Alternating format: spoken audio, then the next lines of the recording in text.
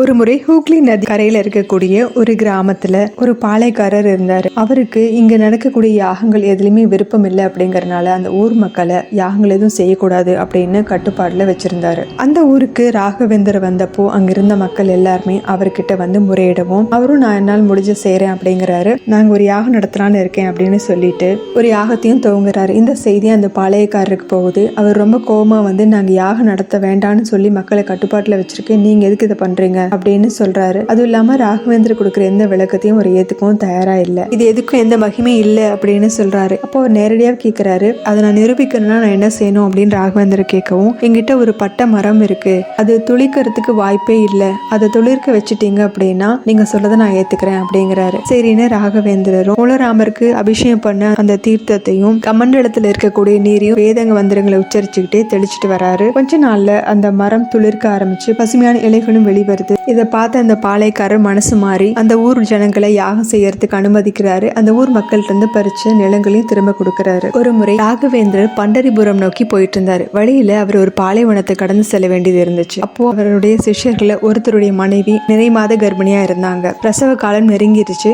அந்த பாலைவனத்தை சுடுமணல கடந்து போயிட்டு இருக்கிறாங்க. அப்போ அந்த அம்மாவுக்கு பிரசவ வலியும் வரவும் கீழே அப்படி அந்த அம்மா வலி தாங்க முடியாம படுத்துறாங்க. அப்போ ராகவேந்தர் தன்னுடைய துணியை எடுத்து அந்த அம்மாவை நோக்கி வீச அது வந்து அவங்கள சுத்தி ஒரு கூடாரம் மாதிரி ஒரு மறைப்பாக உருவாகுது. அவரு தன்னுடைய கையில இருக்கக்கூடிய தண்டத்தை எடுத்து இந்த இடத்துக்கு பக்கத்துல அந்த மணப்பரப்புல தண்டத்தினால கொஞ்சம் தூரம் நடந்து நடந்து எல்லை கோடு மாதிரி வரைஞ்சுக்கிட்டே வராரு. ஜபம் செஞ்சுக்கிட்டே வரைஞ்சிட்டு வந்ததுமே அவர் எங்க எல்லாம் கோடு போட்டிருந்தாரோ, எந்த அளவுக்கு அவர் எல்லை கோடு வரைஞ்சாரோ அந்த அளவுக்கு அங்க ஒரு குளமே உருவாகுது. எல்லாரும் அங்க போய் அவங்களுடைய தாகத்தை தீர்த்துக்கிறாங்க. அவர் கூட வந்த எல்லா சிஷ்யர்களுக்கும் குடிக்கிறதுக்கு தண்ணியும் கிடைக்குது. அதுக்கப்புறமேல் தங்கிட்டு இருந்த கனி வகைகளை அந்த சிஷ்யர்கிட்ட கொடுத்து மனைவியோட பிரசவத்தை முடிச்சுட்டு அப்புறமேல் வா அப்படின்னு சொல்லிட்டு அவர் அங்கிருந்து கிளம்புறாரு பண்டரிபுரம் நோக்கி. இன்னைக்கும் அந்த தீர்த்தம் அங்கதான் இருக்கு, தண்ட தீர்த்தம் அப்படின்னு அதுக்கு பேரு. அவர் அமைச்ச அந்த கூடாரம் அவங்க அங்கிருந்து கிளம்பினதும் மறைஞ்சிருச்சு.